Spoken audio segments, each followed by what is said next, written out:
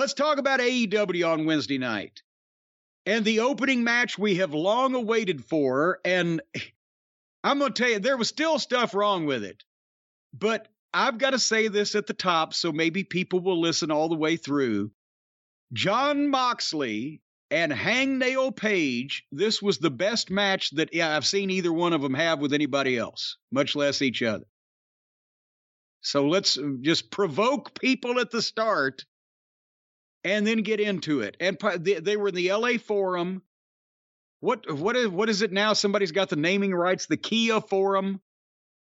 Hot crowd. The crowd was hot.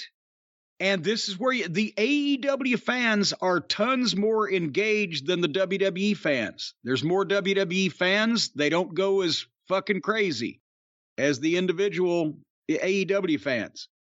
And again, at least Moxley's music, it's real music. People have heard it. It's not the standard fucking generically written. I'm not even knocking Jim Johnston now, but just generically written instrumentals on WWE. He's got real music. It's a song you can sing. When he comes out through the people, blah, blah, blah. If you like that kind of thing, for the kind of people who like that kind of thing, that's the kind of thing those people like.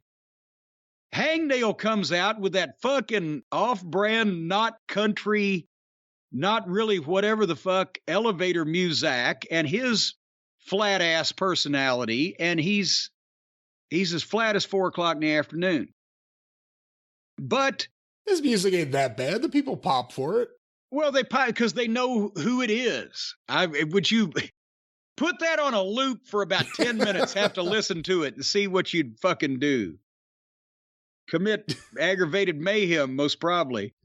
Anyway, but at the bell, they started as a fight. And yes, it's two baby faces.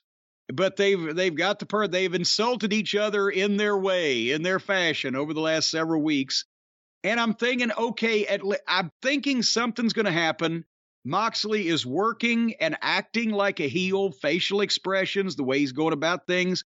Think maybe he's going to lose and he's going to turn on this guy and he's going to actually be a fucking heel instead of just acting like one. Maybe that's what's going to happen. So, and Moxley got heat on Page in this match, and Page was in the position where he was fighting back. I think Moxley is the heel. Yes. It just, has anybody bothered to tell Moxley or anybody else? That's so and where does Claudio fit in? And what becomes of the rest of the Blackpool Combat Club, those little orphans on the street in the Charles Dickens novel? But anyway, they've got a sturdier railing. Apparently, somebody either talked to them about potential lawsuits or they want to hurt their talent even worse because they're protecting the fans, but this thing looks harder to hit. And Page made a point of cutting the flip on the clothesline that he fucked up a while back and knocked himself goofy. But anyway, it was a slobber knocker. And they still did the forearm trade and everything, but it had more oomph in it than their normal stuff does. They didn't go to the floor constantly. Moxley didn't bleed because he got looked at crosswise. There was not a ton of furniture. This was a fight, and I thought they did a good job. At one point, Moxley hit a really good pile driver and got a 1 count. So again, they can't help themselves at some points. And then when the fans started chanting for Page, Moxley gives him a double bird and mouths "fuck you" on camera. He's got to do it, doesn't he? He's the heel. Well, I mean, beyond the cursing. See, I told you he's a heel, but yeah, shouldn't be cursing on TV. But again, yeah, he's a heel, all right, especially to the fucking, network is trying to fucking hit the fucking button and censor him properly or whatever. And then they were having, like I said, a real good match. Then comes the double bird, and I'm not even talking about to the fans. Yes, Austin got it, but just this guy is constant with it. And he doesn't have Austin's appeal, and he doesn't have 10 million people watching him on his network. That's how Austin was able to get away with it. When you just got this guy that's constantly saying fuck on your air for no good reason even, and flipping the bird, they're going to have a talk sooner or later with his... Anyway, what I didn't understand then was that Page hit his dead eye, where he picked Moxley up and dropped him on his head, and Moxley just jumped up and hit the ropes and curb stomped Page and then fell over selling. And I wrote, they've had me till right here. I don't know what the fuck that was. But then forearms and headbutts and a slap fight. And then Page hit the big clothesline and hit his buckshot lariat. 1, 2, 3. And there was a big pop from the people, and the guy with the sign that says Uncle Dave fears Corny held it up, and everybody was jubilating. They were jubilating, baby.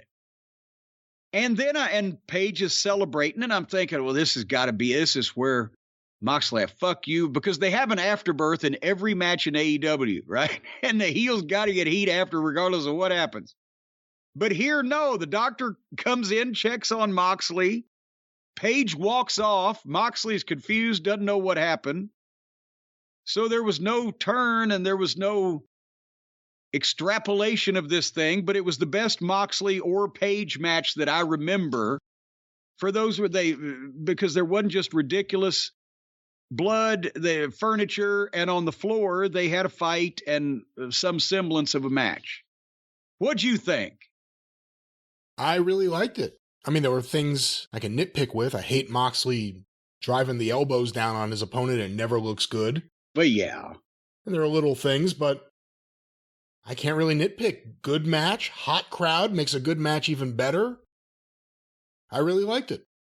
And I've been very positive about Dynamite the last few weeks, and it continued into the opening match on the show. Well, actually, and it continued for a while here. And here's the thing. Okay, I'll even buy that. If Moxley got knocked out and didn't know what had happened and Page won and he's going to come back next week and fucking be mad about it or whatever. But at some point, doesn't he have to actually officially become a heel and just start acting like one and being programmed that way? Or can we just forever just him be just a miserable son of a bitch that doesn't like anybody? But you know what? Look at it on the other side. He's all mixed up after the match. Adam Page walks off slowly, concerned about what's going on, thinking about something. He just went through this thing. We've gone through over 3 years of the emotional and anxious Adam Page. At some point, he's just got to stop doing that. Well, I know it plays into this a little bit, but after this feud, just have him either be a badass or just be a family man, whatever it is, just no more of the emo Adam Page. Well, no, I think that's him. I think he is constantly confused and conflicted and doesn't know what the fuck's going on. But we had 3 years of that, and that's why Page is nowhere near over to any significant degree. He's, the people who already are going to be there and like him. And he's been blah because he was a drunk and he was conflicted and he was blah, blah, blah. If he can have matches like that, he could be an ass kicker, except that he doesn't have the personality for it. He's got a closet full of jeans with butterflies on them. And he's got butterflies in his head, too. See, because you look down the road, and they're building Adam Page up for something. Let's say he does something with MJF months down the road. That's my fear. Ugh. It'll be great for a certain aspect, but it'll play into this whole emotional Adam Page thing. And that's the thing.